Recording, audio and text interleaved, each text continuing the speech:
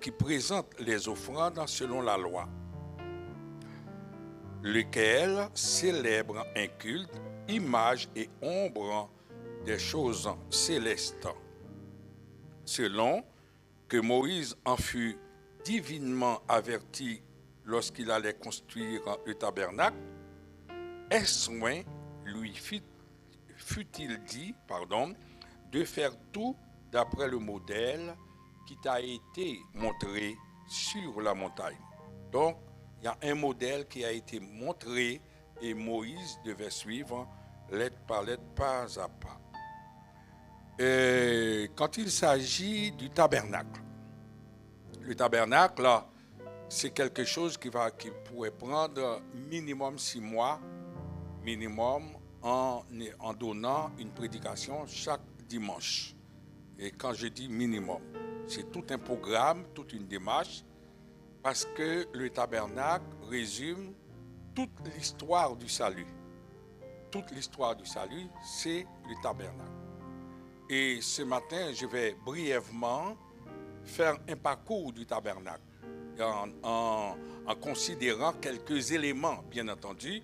Nous ne pouvons pas tout faire parce que nous ne sommes pas là pour faire une sorte de, c'est pas un cours biblique ni un bourrage de crâne, mais c'est nous allons considérer quelques éléments de ce tabernacle qui pourraient, et que Dieu nous bénisse, nous édifier et nous permettre aussi de comprendre notre position avec Dieu. Bien souvent, on vient à l'église, mes bien-aimés, et puis ça, je vais toujours marteler, voilà. On ne sait pas vraiment pourquoi on est là. On est là, voilà, aujourd'hui, si ça va, on est là, si ça ne va pas, on est là. Si le temps est mauvais, s'il pleut, on n'est pas là. S'il neige, on n'est pas là. Parce que c'est le temps, la température, moi-même, la personne, etc. Il y a toutes sortes de considérations pour ne pas venir et même pour venir. Parce que aussi on peut venir à cause d'une personne qu'on aime bien. On sait que ces jours-là, on va vous trouver la personne, mais sauf pour Christ. Et le problème, c'est que on est maintenant dans l'affaire de Dieu. L'Éternel a dit à Moïse, ôte les chaussures de tes pieds parce que le lieu sur lequel tu te tiens est une terre sainte. C'est-à-dire tu changes de territoire, tu changes tout est sous contrôle maintenant.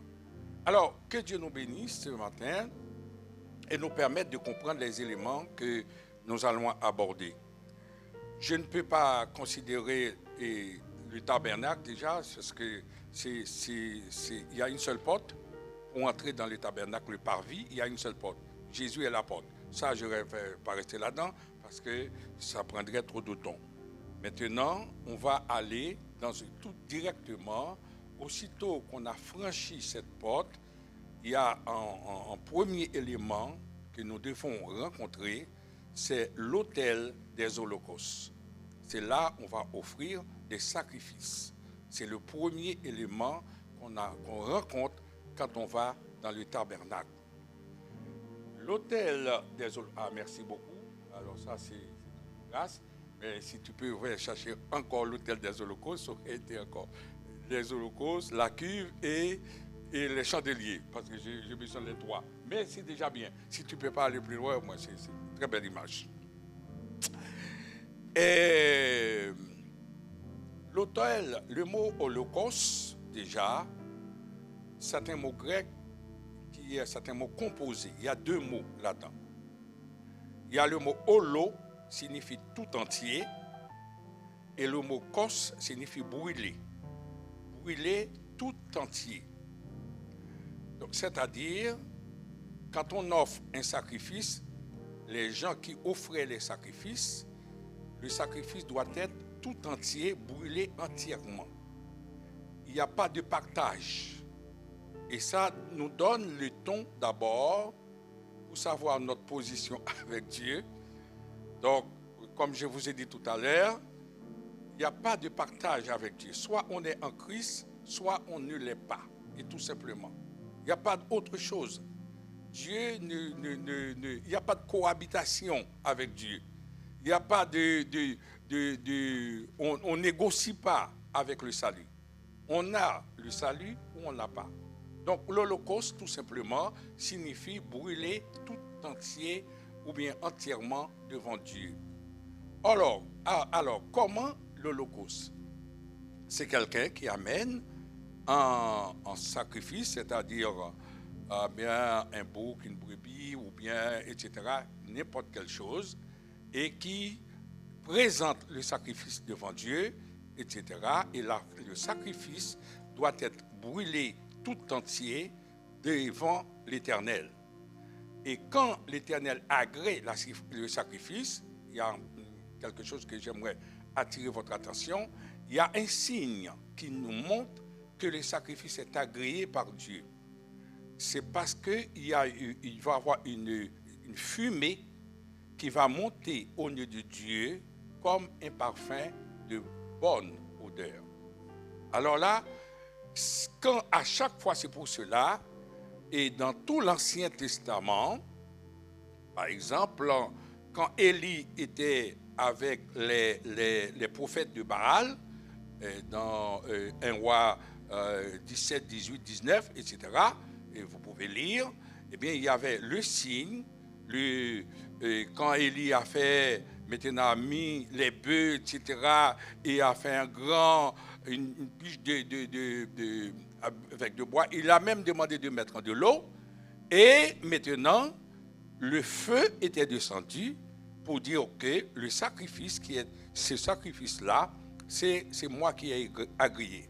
Et tandis que les prophètes de Baal, ils ont fait la même chose, mais il n'y avait pas ce feu-là qui atteste que le sacrifice est agréable devant Dieu. Alors, donc, et ça c'est dans toute la Bible, je vais lire seulement un verset, dans toute la Bible, 1 Chronique 21, verset 26-27, David bâtit là un autel à l'Éternel et il offrit des holocaustes, voilà, des sacrifices d'action de grâce. Il invoqua l'Éternel et l'Éternel lui répondit par le feu. Voilà, l'Éternel lui répondit par le feu qui descendit du ciel sur l'autel des holocaustes. Alors l'Éternel parla à l'ange qui remit son épée au fourreau. C'est-à-dire que l'Éternel répondit par le feu. Donc, c'est-à-dire que tout sacrifice vrai, agréable à Dieu, doit monter au nez de Dieu comme un parfum de bonne odeur. C'est-à-dire que le sacrifice doit être entier, vrai, etc. Et plus tard, l'Éternel va nous dire, dans Romains 12, verset 1er que vous connaissez, « Je vous exhorte bien, frères, par les compassions de Dieu, à offrir vos corps comme un sacrifice, voilà, vivant, saint, c'est-à-dire séparé de toutes choses, et agréable à Dieu. » C'est-à-dire que le même sacrifice qui a été offert dans l'Ancien Testament, Dieu nous donne de refaire le sacrifice. C'est vrai, on n'a pas besoin de faire rassembler du bois, etc.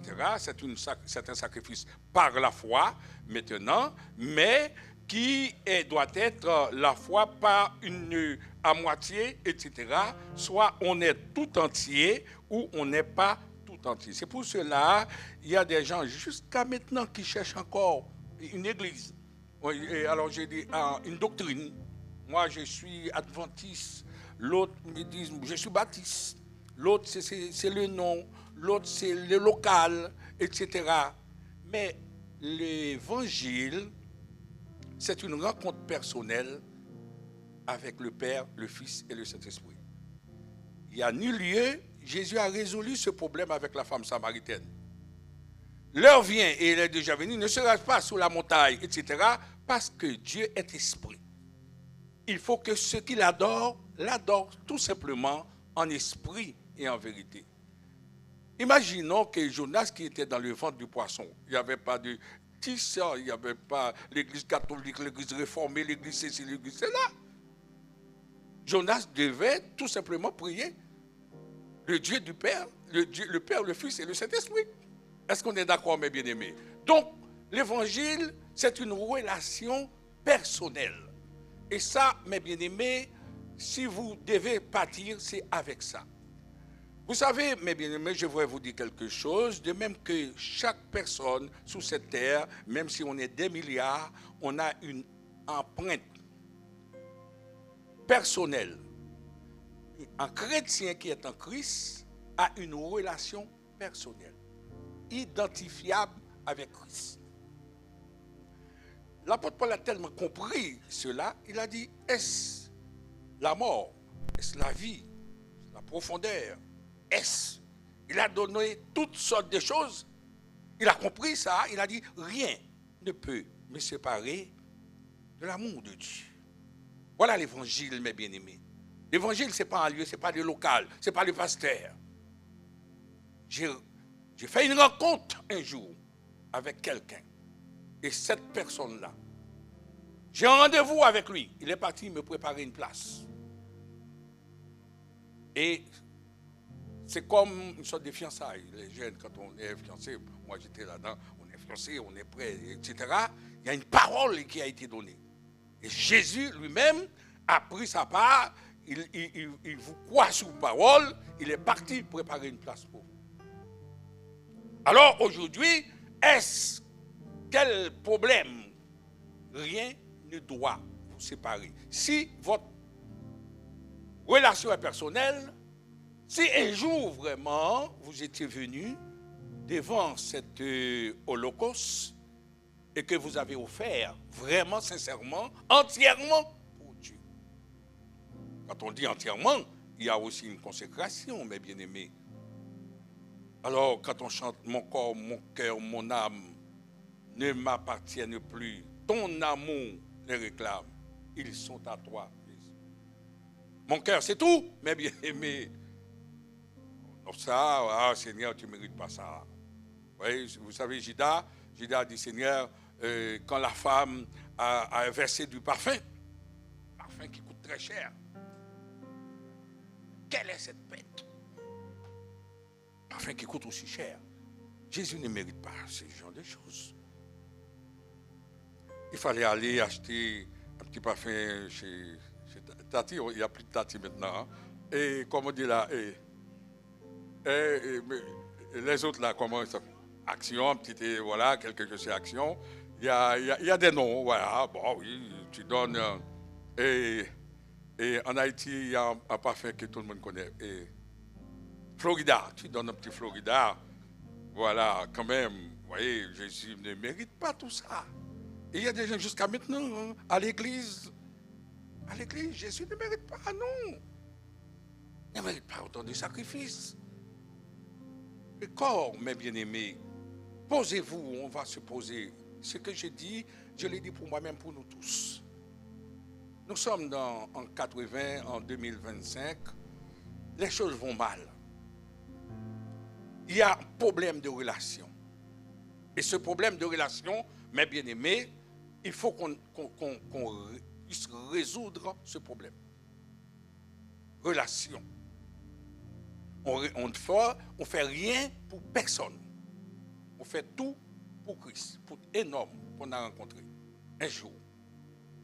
Et qui a transformé ma vie, et maintenant, rien. Parce qu'il a tout donné, moi aussi je dois tout donner pour lui. Je ne vais pas parler de l'offrande, pasteur Olivier. Il y en a qui sont à l'église tous les jours, mais qui servent Dieu pour eux. Non. Mes frères. Mais moi, je ne suis pas trop bon. Non. Voilà. Alors, il faut que je parle trois éléments, et j'espère, hein, parce que là, je prends trop de temps. Le sacrifice. Il y a une relation entre le ciel. Il y a une personne, lui-même maintenant, puisqu'il y avait beaucoup de sacrifices, mais la Bible nous dit qu'il y a une personne, c'est Christ, qui est venu. Une fois pour toutes, il est venu offrir son sacrifice. C'était des souverains sacrificateurs, mais lui, il n'est pas souverain selon la lignée alors je ne vais pas dire l'autre parce que ça peut donner confusion, la lignée, la famille d'Aaron. Parce que c'est cette famille qui était réservée, mise à part, pour offrir des sacrifices. Quand on dit l'ordre d'Aaron, c'est-à-dire que toute la famille, de génération en génération, ils étaient là pour offrir les sacrifices. Mais Jésus, lui, il est venu selon l'ordre de Melchisédek. Melchisédek, c'est un roi qu'on ne connaît pas, sans mère, sans père, sans génération, etc., qui nous donne que la sacrificature de Christ c'est pas quelque chose de terrestre. C'est ça qu'il veut dire tout simplement, parce qu'on pourrait rester trop longtemps sur Melchisédek, mais c'est quelque chose de céleste. Une fois pour toutes, moi maintenant, je n'ai pas besoin d'acheter un animal. Je dois croire tout simplement parce qu'il est monté là-haut, dans le tabernacle, le vrai, parce qu'il a dit à Moïse, selon, parce qu'il y a un modèle fait d'après le modèle. S'il y a une photocopie, c'est-à-dire il y a l'original. Est-ce qu'on est d'accord, mes bien-aimés? Donc l'original, c'est là-haut. Lui, il est monté là-haut. Il est monté là-haut, il a offert son sang une fois pour toutes. Donc maintenant, quand on arrive, il y a deux types de chrétiens, je l'ai dit et je vais répéter, sur l'autel. Il y a un type de chrétien qui arrive sur l'autel, qui veut accepter Christ, maintenant c'est accepter Christ à la place de l'autel de sacrifice, mais pour des affaires personnelles. J'ai besoin d'une maison, je suis malade, j'ai parcouru toute la terre, les fétiches, les Céciles, les médecins, etc. Il y avait dit tout. On m'a dit, si je viens en Christ, il y a quelqu'un qui va me poser la main, je vais tomber et je vais relever guéri. Et maintenant, je viens que pour ça. Et c'est pour cela il y a des gens qui vont à l'autel de sacrifice, mais qui retournent encore dans le monde.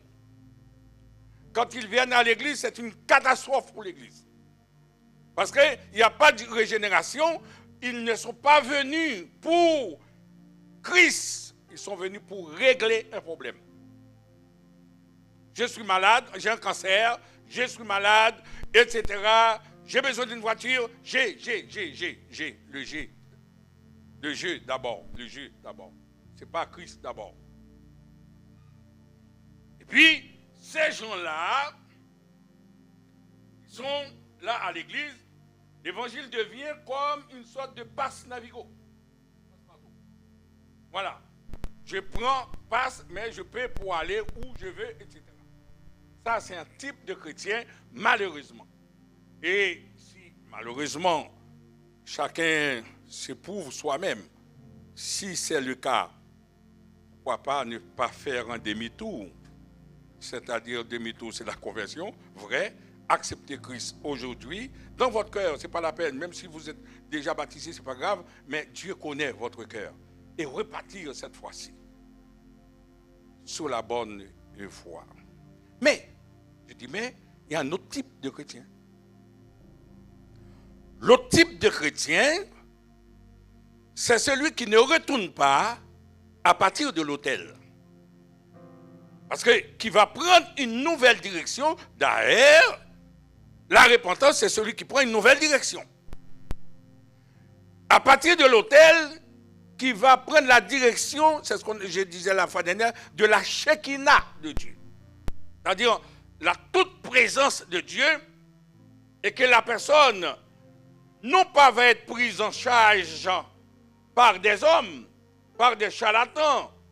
Alors des gens, il paraît qu'ils sont allés à et pas Babesson, Macadé, là, et Château-Rouge. Château-Rouge, il y a beaucoup de médiums là-bas, ils donnent des choses, ils font, voilà, ils hypnotisent les gens, ils font toutes sortes de choses. Mais vous aimez ça tellement, parce que puisque ça marche, voilà, on aime ça, on aime tomber, on aime, voilà, on ramasser par terre, on lève, et puis, etc. On aime le spectacle. Et il y en a qui ont compris ça. Ils sont allés, et puis, etc. et tout. Mais il y a une sorte de personnes, plusieurs, qui ont compris que le fait de venir et que cet holocauste, tout entier, et cause brûler complètement, remettre à Christ, Christ prend en charge cette personne-là. Il y a une chose qui est passée tout de suite. Si la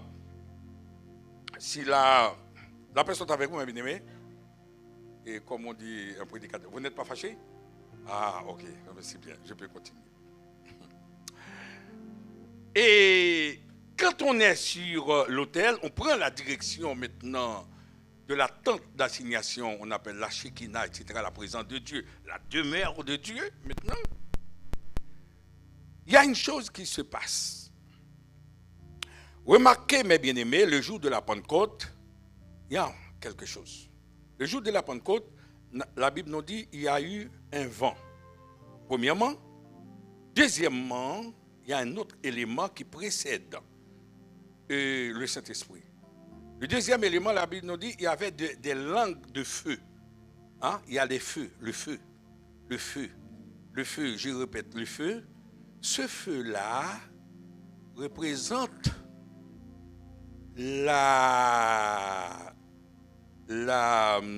l'Holocauste de Christ qui a été approuvé. Autrement dit, avant le Saint-Esprit, parce que Jésus va dire, il faut que je m'en aille avant, et que pour que je puisse envoyer le Saint-Esprit, il faut que le prix soit payé pour que le Saint-Esprit puisse venir.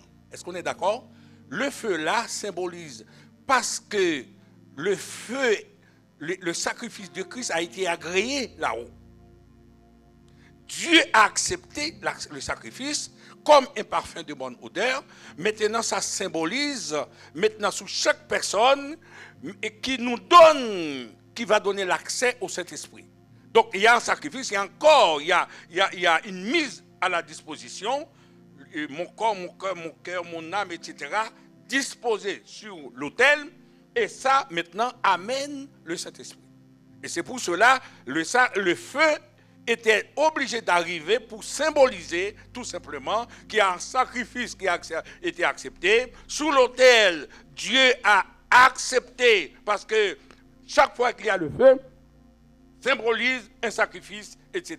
Et le sacrifice a été accepté et qui amène maintenant le Saint-Esprit. C'est le Saint-Esprit qui va conduire maintenant cette personne-là. La personne avec vous. Oh là là, ça va? Ok, vous mettez... c'est un peu lourd, non? Pour un dimanche matin, après... C'est le Saint-Esprit, c'est le feu, ce feu-là, maintenant, qui va vous conduire, maintenant, vers un autre élément. La Bible nous dit, juste après l'autel des holocaustes, il y a une cuve pour la purification des sacrificateurs. Mais Apocalypse 1er nous a dit, bien, nous sommes tous devenus des sacrificateurs pour Dieu le Père. Désormais, nous pouvons nous laver dans ce... Laver, c'est l'eau de la parole, voilà la cuve. Et nous pouvons nous laver maintenant dans cette cuve maintenant, parce que on va pénétrer dans le lieu saint. Comme l'Éternel a dit à Moïse, ôte les chaussures de tes pieds. Maintenant, tu ne peux pas intervenir comme ça. Il faut qu'il y ait un travail qui est fait par le Saint-Esprit qui nous lave par la parole de Dieu avant d'entrer dans la Shekinah. Parce que vous êtes allé être pris à 100% maintenant. C'est Christ qui va guider votre vie. Et vous ne pouvez pas entrer comme ça. Or, il y a ce cheminement-là qui nous donne la cuve de nettoyage, la cuve de purification, la cuve, etc. La paix soit avec vous, mes bien-aimés. Maintenant, je ne reste pas dans la cuve parce que la cuve demande encore autre chose. J'aimerais ouvrir maintenant, entrer avec vous dans la Shekinah, la présence même de Dieu. Là, ce n'est plus vous qui allait gérer votre vie, c'est Dieu qui va contrôler. Alléluia, contrôlé par l'Esprit, mes bien-aimés. Gloire à Dieu. Que Dieu nous bénisse ce matin, que Dieu bénisse une personne qui écoute avec attention, que Dieu transforme une vie, que Dieu transforme une famille, que Dieu transforme un projet, que Dieu transforme toute nouvelle direction que nous avions prise sans consulter Dieu, on croyait que c'était comme ça. Que Dieu restaure tout échec, toute vie, etc. Que les choses se passent pour la gloire de Dieu. Et là, on quitte cette cuve de purification pour les sacrificateurs, mais à celui qui nous aime, qui nous a purifié de nos péchés par son sang, qui a fait de nous un royaume, Apocalypse 1er 5, 6, un royaume de sacrificateurs. Maintenant, le sacrificateur, maintenant, c'est plus le temps, c'est plus Aaron, c'est vous qui êtes sacrificateur. Et puis la Bible nous dit que David va répondre à ce sacrifice, va nous dire quel type de sacrifice dans Somme 51. Il va dire les sacrifices qui sont agréables à Dieu. C'est un esprit brisé. Voilà, c'est le cœur maintenant. Dieu parle au cœur. Non, le temple, notre corps devient le temple. Hein, c'est un esprit brisé. Et puis il dit, Seigneur, tu ne dégaines jamais un cœur brisé et contrit. C'est-à-dire tu acceptes toujours pour la gloire de Dieu, mes bien-aimés. Entrons maintenant dans la Shekinah de Dieu. La première chose que nous voyons, c'est le chandelier d'or à 7 branches. Après, soit avec vous, je vais lire quelque chose pour montrer, puisque c'est un modèle, d'après le modèle qui a été montré sur la montagne. Alors, il faut trouver, maintenant sur la montagne, est-ce que ce chandelier était d'abord sur la montagne? Apocalypse 1er va nous diriger. Que celui qui a des oreilles pour entendre, entende. Mais bien aimé, quand on donne des enseignements, je sais que on a tendance à être comme ça. Il n'y a pas beaucoup d'amen, il n'y a pas beaucoup. Parce que moi, c'est mon ministère. J'aime enseigner, j'aime vous amener devant la croix et vous laisser avec Christ et le reste, vous le faites. Et Apocalypse 1er, 10 à 13. Écoutez avec attention. Je ne sais pas si c'est là, mais Apocalypse 1. Jean, vous savez, Jean a été ravi. Jean qui a parlé. Je fus ravi en esprit au jour du Seigneur. Jour du Seigneur, c'est un mot clé. C'est-à-dire, c'est pourquoi nous, on prend le dimanche et il faut comprendre qu'est-ce que ça veut dire jour du Seigneur. Pourquoi on n'est pas sabbat. Pourquoi on ne fait pas sabbat, etc., etc. Il faut se rappeler le sabbat. Jésus a un problème avec tous les gens du sabbat.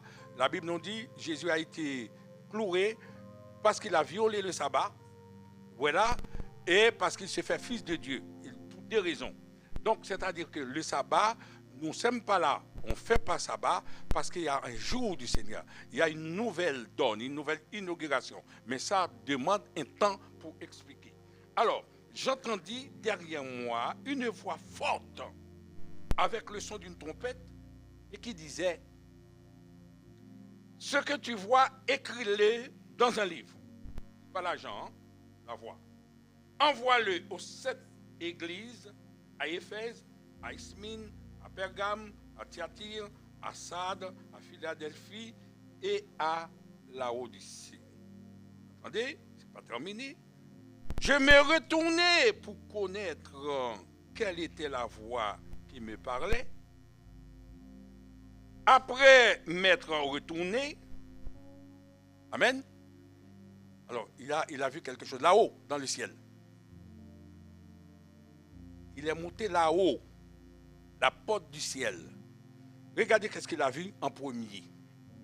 J'ai vu 7 chandeliers d'or. Et la Bible nous dit, on a ouvert la porte du Shekinah, de la Shekinah, du lieu saint. Qu'est-ce qu'on a vu en premier? 7 chandeliers d'or.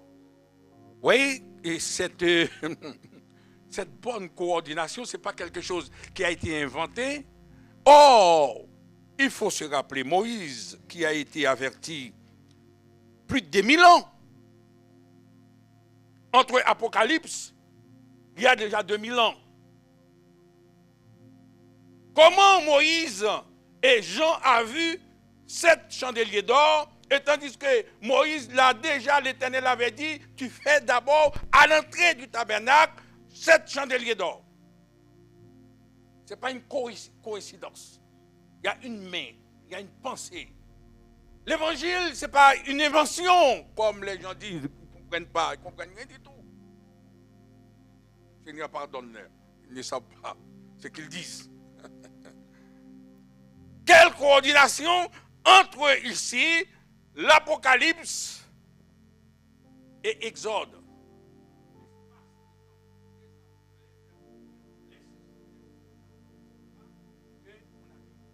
Exactement. En ouvrant la porte et 7 chandeliers. Non. Essayons de voir quelques explications des 7 chandeliers. Et maintenant, la première chose, c'est que on va encore rebondir sur Genèse 1er. Commencement, Dieu créa les cieux et la terre était informe et vide. Et Dieu va dire que la lumière soit. La première chose. Hey, vous m'écoutez? Chandelier, c'est la lumière. On est d'accord? Eh bien, la première chose dans la création de Dieu, c'est encore la lumière. Et aussi, qu'est-ce que ça veut dire? La première chose, expérience d'une personne en Christ, c'est que la personne était dans les ténèbres, elle est passée à la lumière. La personne est avec vous. En sorte que cette personne puisse dire maintenant, si sa conversion est vraie, les choses anciennes sont passées. Parce que la personne est capable de distinguer tout ce qui est les œuvres ténébreuses, les œuvres des ténèbres et la lumière. C'est une personne qui est adulte maintenant, ce n'est pas un enfant. Maintenant, il y a cette chose, parce que c'est à partir de la lumière sans lumière, on ne peut rien faire. Somme 119, ta parole est une lampe et une lumière. Imaginons quand on marche comme ça, on n'a pas de lumière, on piétine, on met les pieds sous n'importe quelle chose que je ne vais pas visiter, bien aimé. Parce qu'il n'y a pas de lumière. La Bible nous dit, nous sommes comme une voiture sans lumière. Chez nous. Voilà. Mais bien aimé, la première chose, pour distinguer au moins les autres éléments de la Shekinah, c'est-à-dire dans le lieu très saint, il nous faut voir. Maintenant, les écailles, les yeux du cœur sont illuminés, comme l'apôtre Paul a dit dans Éphésiens 1er, verset 18. Seigneur, illumine les yeux de leur cœur, afin qu'ils comprennent maintenant, mes bien-aimés. Ô Seigneur, permets que l'Église soit l'Église que tu es venu, que tu vas venir chercher. Que ne soit pas, non, les gens encore qui viennent, voilà, et pour toutes les raisons, sauf pour Christ. Moi, je viens combattre ici, je viens ceci, je viens faire un petit clan à côté, je viens faire les choses, voilà, jamais. Il y a des gens qui sont rebelles dans le monde et qui croient aussi l'Église, c'est pareil. On leur demande de s'asseoir, ils se lèvent, on leur demande de se lever, ils s'assoient. Parce que le monde est comme ça. On tourne à gauche, il tourne à droite. Voilà. Il y en a même qui viennent avec leur programme pour installer dans l'église. C'est comme si l'église n'avait pas de vision. Or, chaque personne qui a un pasteur doit avoir une vision claire. Comme je vous ai dit, tous les pasteurs, toutes les églises ne sont pas pareilles. La Bible va parler à 7 églises, c'est-à-dire il y a 7 types d'églises, 7 types d'églises. Donc, c'est-à-dire que les églises ne sont pas pareilles. Si la personne qui est à la tête de l'église, il doit avoir une vision claire pour savoir les gens que Dieu va ramener, va correspondre à sa vision pour savoir comment, jusqu'où on va aller ensemble. Ce n'est pas des gens qui ont, chaque personne vient avec son programme pour installer dans l'église. Ça ne se fait pas. Et c'est pour cela qu'il y en a qui sont découragés quand ils vont, c'est pas comme ça. Mon programme ne passe pas, je vais ailleurs. Là, c'est plus facile. Heureusement, ici, ce n'est pas facile. Alors, mes bien-aimés, je vais rester sur les chandeliers. Les chandeliers. Premièrement, les chandeliers nous permettent de voir maintenant, ou bien le chandelier, mais aussi nous permettent de distinguer le bien du mal, etc.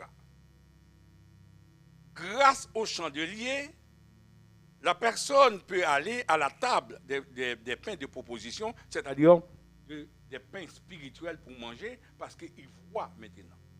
Mais sinon, la table devait être à côté, mais comme on est dans les ténèbres, on ne sait pas s'il y avait la nourriture. Et c'est pour cela que les gens sont partis ailleurs, parce qu'ils ne voient pas la richesse de la gloire de Dieu. Ils sont partis aller chercher des choses ailleurs, des pasteurs, des ceci, des cela. Et la Bible nous dit, si on demande dans Matthieu 24, Christ est à gauche, n'y va pas, à droite, n'y va pas. Non, mes bien-aimés, quand on est éclairé, on a une nourriture bonne. Ce n'est pas préparé par n'importe quelle personne. C'est préparé avec amour par le Père, le Fils et le Saint-Esprit. C'est le meilleur cuisinier qui se trouve sur cette planète. Enfin, même pas sur cette planète, dans l'univers. Tu dresses devant moi une table. Et là-haut, mes bien-aimés, il y a une table qui nous est préparée. Et chacun de nous, ensemble. Mais il y a une chose que je vais terminer avec ça. On ne peut pas tout dire, mes bien-aimés. La Bible nous dit, il a dit d'abord le Saint-Esprit, et il a plusieurs fois, dans même Apocalypse, il y a le Saint-Esprit, il parle toujours Saint-Esprit. Hein? Alors, je vais reprendre, il y a 7 chandeliers. Non. Alors, Apocalypse 4, je vais prendre Apocalypse 4. Ou bien non, le chapitre 1er, je ne vais pas aller plus loin, parce que c'est dans le même contexte. L'esprit des 7 étoiles que tu as vu dans ta main droite, et les 7 chandeliers d'or, et les 7 étoiles sont les 7 anges de cette église, c'est-à-dire 7 pasteurs. Et les 7 chandeliers sont les 7 églises. Et après, Apocalypse 4, il dit, du trône sortent des éclairs, des voix et des tonnerres. Devant le trône brûlent 7 lampes ardentes qui sont les 7 esprits de Dieu. C'est une... Jean a vu. Mais vous savez que l'esprit de Dieu n'est pas 7. Le chiffre 7, c'est le chiffre de la perfection. Et ici, Jean a vu 7 facettes de l'esprit de Dieu. La personne avec vous. 7 aspects de l'esprit de Dieu. 7 caractéristiques de l'esprit de Dieu. Alors, je vais étudier,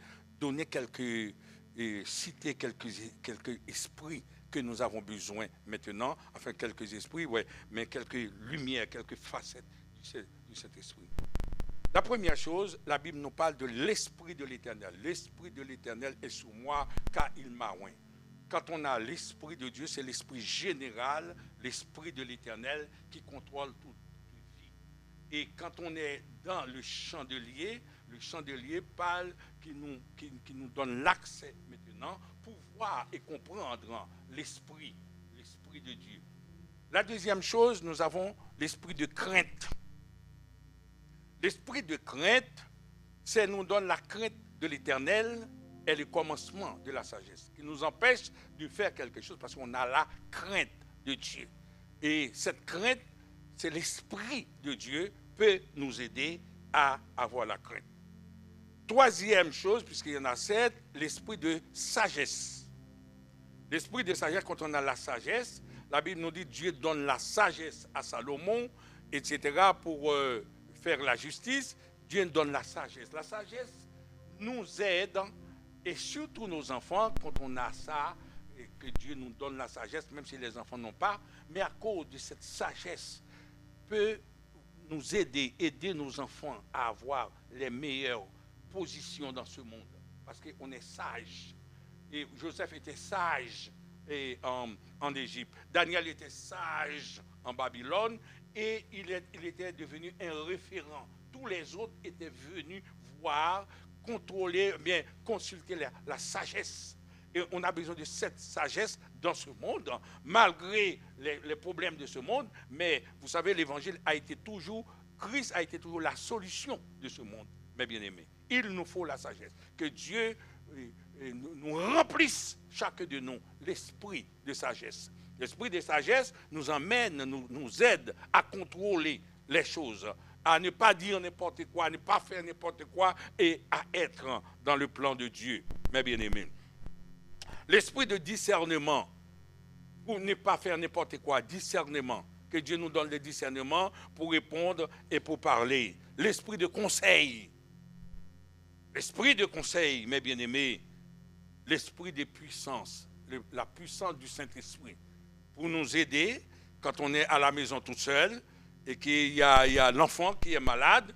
Eh bien, au lieu d'appeler le pasteur, maintenant, on sait qu'il y a des fois, mais le pasteur n'est pas disponible. On a cette puissance, la puissance du Saint-Esprit.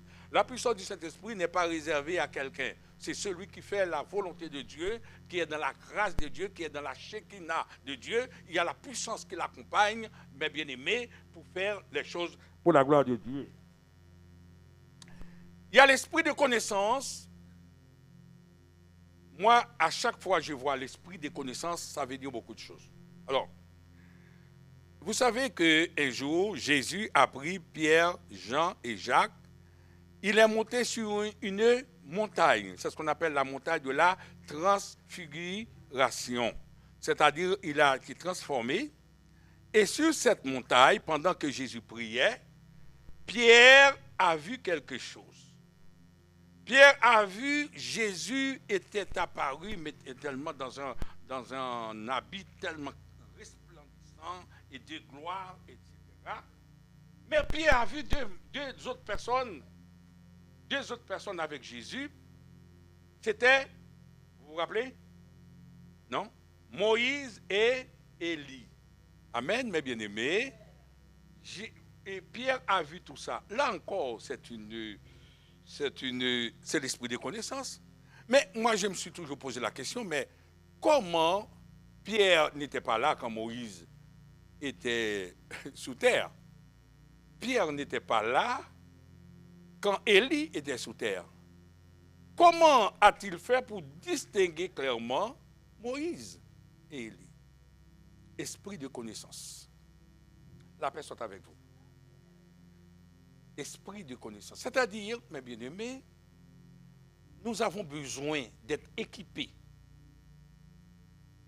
de toutes les armes. Parce que la Bible nous dit, c'est pourquoi nous devons nous armer, nous équiper de toutes les armes de Dieu afin de lutter contre, afin de lutter, résister contre eux, les œuvres du diable, les traits enflammés de l'ennemi.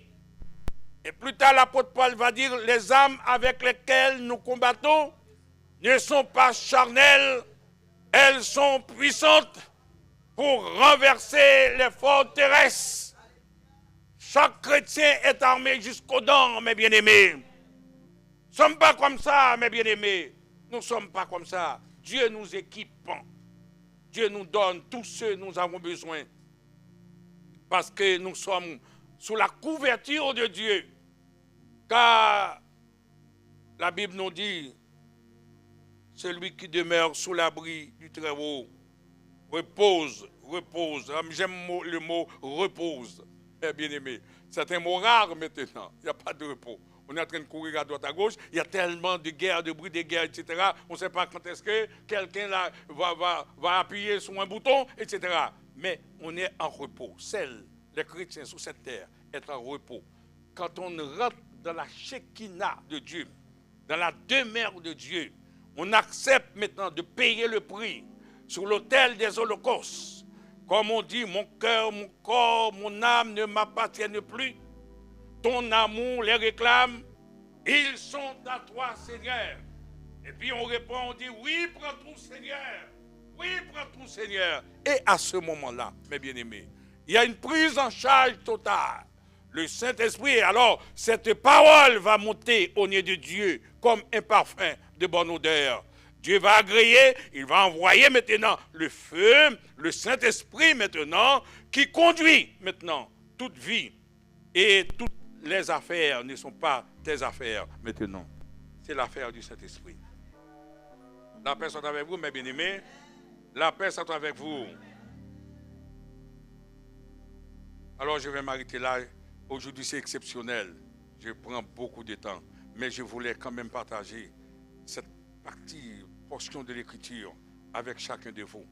Mes bien-aimés, donnez-vous vraiment au Seigneur. Et laissez Dieu agir. Et vous allez voir, mes bien-aimés, les bénédictions. Oui, le bonheur et la grâce m'accompagneront tous les jours de ma vie et j'habiterai dans la maison de l'Éternel.